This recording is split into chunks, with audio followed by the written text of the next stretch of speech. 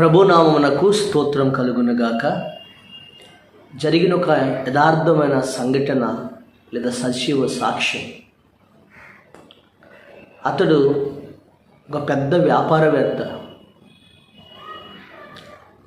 ఆ దేశంలో అయితే చాలా ఆ వ్యాపారంలో లాస్ వచ్చి అతను అప్పులు ఊబులో కూరుకుపోయి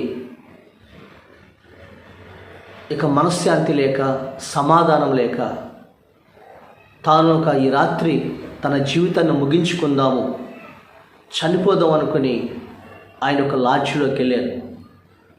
అంటే ఒక హోటల్లోకి వెళ్ళాడు. ఆ హోటల్లో రూమ్ తీసుకుని ఆయన ఆ రూమ్లో వెళ్తూ ఒక విషం బాటిల్ కొనుక్కుని వెళ్ళాడు. అయితే ఆ విషయంలోనికి కాక్ సోడా ఒకటి కలుపుకొని తాగుదాము అని అతడు రూమ్ బాయ్ని పిలిచాడు, కాక్ సోడా తెమ్మని. ఆ రూమ్ బాయ్ ఆ కాక్ సోడా తీసుకుని ఆ రూములోకి వస్తూ ఆయన యేసయ్య పాట పాడుకుంటూ చాలా సంతోషంగా ఆ రూమ్ బాయ్ అతని దగ్గరికి వచ్చాడు. అప్పుడు ఈ వ్యాపారవేత్త అన్నాడు, బాబు నీకు ఏం కష్టాలు లేవా? నీకే మరి బాధలు లేవా?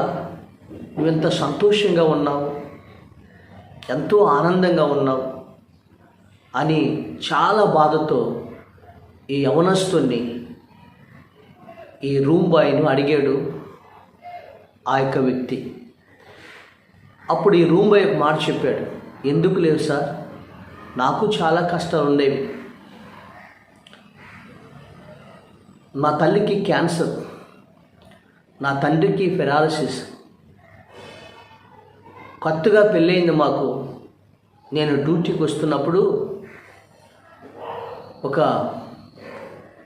మా ఎదురింటి వ్యక్తి నా భార్యకి మాయమాటలు చెప్పి నా భార్యని తీసుకుని వెళ్ళిపోయాడు సార్. పుట్టుడు దుఃఖంతో, చాలా హృదయ వేదనతో ఇక చనిపోదాం అనుకుని నేను డ్యూటీకి వెళ్ళే చోట విషం బాటిల్ తీసుకెళ్ళి చనిపోదాం అనుకున్నప్పుడు అది చూసిన నా యొక్క తోటి వర్కరు ఆయన నా దగ్గరకు వచ్చి, ఆయన నువ్వు చనిపోని అవసరం లేదు, నువ్వు చనిపోతే చాలా భయంకరమైన స్థితిలోకి వెళ్తావు అని, నువ్వు మరలా బయటకు వచ్చే మార్గం ఒకటి ఉంది, నీకు సంతోషం సమాధానం కలిగే మార్గం ఉంటుందని నాకు యేసయ్య గురించి చెప్పాడు. అప్పుడు ఆ యేసయ్యని నా హృదయంలోకి చేర్చుకున్నాను. నా తప్పులు నా పాపములను ఒప్పుకుని క్షమాపణ కోరాను. ఆ రోజు నుండి నా హృదయంలో ఎంతో సంతోషం, ఎంతో సమాధానం, ఎంతో భారమంతా దిగిపోయినట్టు అనిపించింది.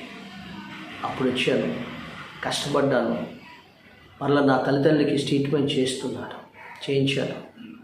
నా తల్లికి అది స్వస్థత పొందింది. వాళ్ళకి సేవ చేసుకుంటున్నాను. అద్భుతమైనటువంటి మరలా చక్కని వివాహాన్ని చేసుకుని ఇప్పుడు సంతోషంగా ఉన్నాను సార్. దేవుడు గొప్పవాడు సార్. ఇప్పుడు నాకు వచ్చిన మంచి భార్య, నా కుటుంబం, మరి ఈ కష్టంలో కూడా సంతోషంతో ఉన్నాను సార్ అని తన సాక్ష్యాన్ని ఈ వ్యాపారవేత్త చెప్పాడు. అప్పుడు ఈ వ్యాపారవేత్త అతను రూమ్ నుంచి వెళ్ళిపోయిన తర్వాత ఆ విషయం బాటిల్ పక్కన పెట్టి నేను కూడా చనిపోకూడదు అనుకుని అక్కడే మోకరించి ఆయన, యేసయ్య నీవే దేవుడు అయితే నాకు సమాధానం దయచి, నాకు ప్రశాంతత దయచి, నాకు నెమ్మది దయచి అని కన్నీళ్ళు కార్చి పశ్చాత్తాపంతో ప్రార్థన చేస్తూ ఉన్నాను. తన హృదయంలోకి యేసయ్యను ఆహ్వానించాడు. అప్పుడంట ఒక చల్లని మంచు వలె దేవుని యొక్క సన్నిధి అతను ఆవరించింది. హృదయం అంతా చాలా ప్రశాంతంగా అయిపోయింది.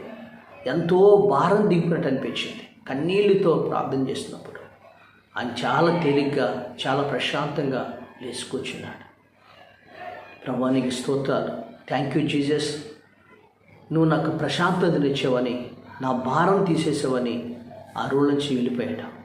వెళ్ళిన తర్వాత కొంత డబ్బులు అప్పు చేసి పెట్టుబడి పెట్టి మళ్ళా బిజినెస్ కంపెనీని ఒక కొత్త ఆ బిజినెస్ని ప్రారంభించాడు. ఇది దేవుడితో ప్రారంభించాడు. ఆ దేవుడు ఆ బిజినెస్ని ఆశీర్వదిస్తూ అంచెలంచెలుగా దీవిస్తూ ఆ యొక్క కంపెనీ ప్రపంచం అంతటా కూడా ఆ బిజినెస్ గొప్ప కోట్ల టర్నోవర్తో లాభాలతో ఆ బిజినెస్ని దేవుడు ఆస్వాదించాడు. ఆ కంపెనీ పేరే యాపిల్స్ కంపెనీ.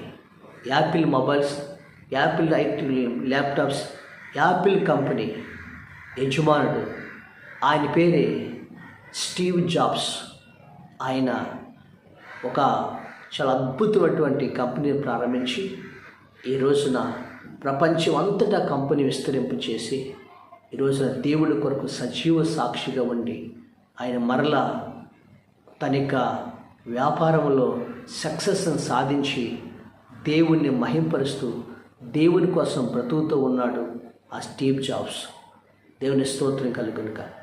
ఈరోజు నీ జీవితంలో కూడా నా జీవితంలో కూడా మనం దేవుడు మనతో ఉంటే ఆ యేసు ప్రభువారు నీ హృదయంలోకి వస్తే నీ జీవితాన్ని నీవెన్ని కష్టాల్లో, ఎంత భారములో, ఎంత నష్టములో, ఎంత ఆవేదనలోనే ఉన్నా ఆ దేవుడు నీ హృదయంలో ఉన్నటువంటి భారాన్ని తీసివేస్తాడు. అందుకని బైబిల్ గ్రంథం ఒక మాట రాయబడింది, ప్రయాసపడి భారం మోసుకున్న సమస్త జనులారా మీరు నా యొద్దకు రండి, నేను మీకు విశ్రాంతిని ఇస్తానని ప్రభువు చెప్పాడు.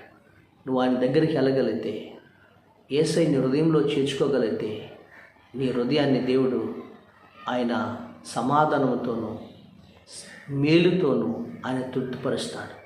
91వ కీర్తన 13వ వచనంలో రాయబడింది, అతడు నన్ను ప్రేమిస్తున్నాడు కనుక నేను అతన్ని తప్పించేదను. అంటే దేని నుంచి తప్పించడం? ఆయన్ని మరణం నుండి తప్పించాడు, ఆపదల నుండి తప్పించాడు. అతడు నా నామం ఎరిగి ఉన్నాడు కనుక అతన్ని నేను గొప్ప చేసేదను. శ్రమలో నేను అతనికి తోడయుండి అతను నేను విడిపించేదను. దీర్ఘాయువుతో తృప్తిపరిచి నా రక్షణ ఆనందాన్ని అతను చూపించిన ప్రభు చెప్పాడు. ఈరోజు నువ్వు దేవుణ్ణి ప్రేమిస్తే, దేవుని హృదయంలోకి చేర్చుకుంటే, నీ భారం ఆయన మీద మోపితే దేవుడు నీ జీవితంలో సంతోషాన్ని, సమాధానాన్ని, మేలుని దేవుడిచ్చి దేవుడు ఆ స్టీవ్ జాబ్స్ని ఏ విధంగా మరలా పడిపోయిన స్థితి నుంచి పతాక స్థాయిలోకి ఏ విధంగా నడిపించాడు, నీ వ్యాపారాన్ని, నీ ఉద్యోగాన్ని, నీ చదువుని, నీ జీవితాన్ని, నీ భవిష్యత్తుని దేవుడు బహుతరములకు సంతోషకారణంగా మార్చబోతున్నాడు. దేవుడు మీ విషయాలు ఆ విధంగా జరిగించిన గాక. ఆమేన్. పరిశుద్ధుడైన మా తండ్రి, ఈ వాక్యం, ఈ సజీవమైన సాక్ష్యం విన్నా ఈ బిడ్డలు ఎవరైతే ప్రభా ఈరోజే తనని మీ జీవితాల్లోకి చేర్చుకుని వాళ్ళు ఎవరైతే భారముతో, బాధతో ప్రభా నీ సన్నిధిలోకి వచ్చి ఉన్నారో, ప్రార్థిస్తూ ఉన్నారో, వారి జీవితాల్లో ఉన్న భారాన్ని తీసివేయండి ప్రభా. ఆ నష్టములో, కష్టం నుంచి విడుదల చేసి వాళ్ళు మరలా తండ్రి వాళ్ళ పెంట కుప్పల నుంచి పైకి లేవనెత్తి వారి వ్యాపారాల్లో, ఉద్యోగాల్లో ఆయన సమస్తములో వాళ్ళు అనుకున్న ప్రతి కార్యమును జరిగించి వాళ్ళు అనేకులు ఎదుట సాక్షిగా నిలబెట్టమని యేసు నామమున అడుగుచున్నాము తండ్రి. ఆమేన్.